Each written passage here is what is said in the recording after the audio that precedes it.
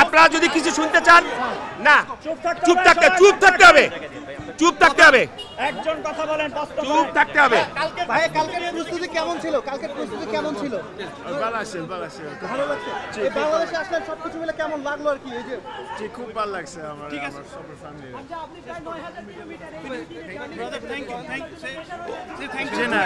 Okay, thank you.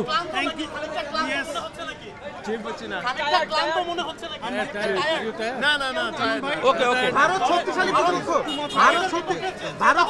প্রতিপক্ষ, বিষয়টাকে কিভাবে দেখছেন? ভারত শক্তিশালী প্রতিপক্ষ, বিষয়টাকে কিভাবে থ্যাংক ইউ।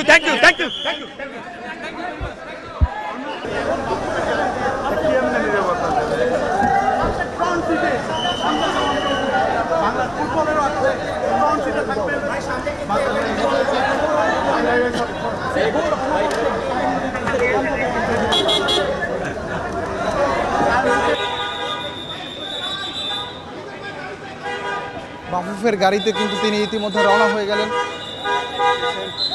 তার টিম হোটেলের উদ্দেশ্যে। পুলিশের গাড়ির পিছনে কড়া নিরাপত্তায় কিন্তু হামজা চৌধুরী যাচ্ছেন তার টিম হোটেলে। এই যে তার গাড়িটি আপনারা দেখতে পাচ্ছেন, হামজা ঠিক সামনের সিটে বসেছেন সাদা জার্সি পরা। দর্শক, এই গাড়িতে করেই কিন্তু হামজা চৌধুরী যাচ্ছেন তার টিম হোটেলে এবং আমরা তাকে ফলো করছি এবং সরাসরি আপনাদেরকে দেখানোর চেষ্টা করছি। খুব দ্রুত গতিতে তার গাড়িটি আসলে ছুটে চলছেন, ফলো করাটাও আসলে দুষ্কর, কিন্তু তারপরে আমরা চেষ্টা করে যাচ্ছি তার গাড়িটিকে ফলো করার। এবং যে গাড়িটি আপনি দেখতে পাচ্ছেন এই গাড়িতেই কিন্তু হামজা চৌধুরী যাচ্ছেন তার টিম হোটেলে। দর্শক, হামজা চৌধুরীর গাড়ি, তিনি যাচ্ছেন এই গাড়িতে করে তার টিম হোটেলে এবং সেটি কিন্তু আমরা আপনাদেরকে সরাসরি দেখানোর চেষ্টা। ঠিক সামনের সিটেই হামজা চৌধুরী বসেছেন।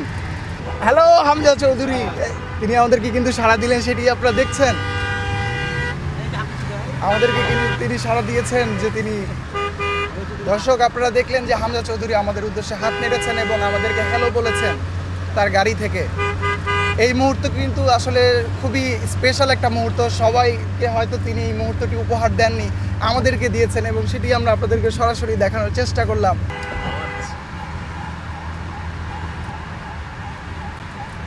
এই যে দর্শক, ঠিক এই গাড়িতে বসে এইখানে বসে যাচ্ছেন এই হামজা চৌধুরী, আপনারা দেখতে পাচ্ছেন হামজা আমাদের দিকে দেখছে।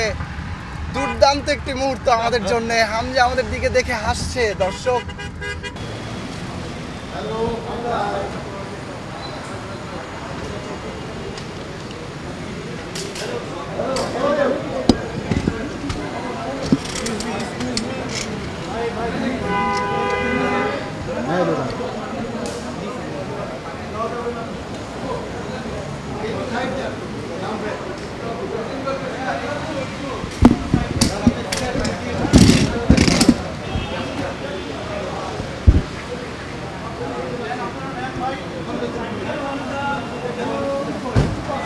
দেখাচ্ছি এবং দেখানোর চেষ্টা করছি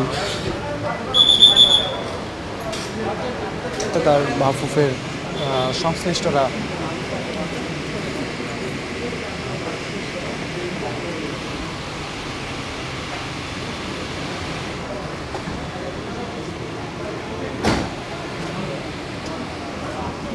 সকলের সাথে আসলে সৌজন্য সাক্ষাৎ করছেন হামজা চৌধুরী।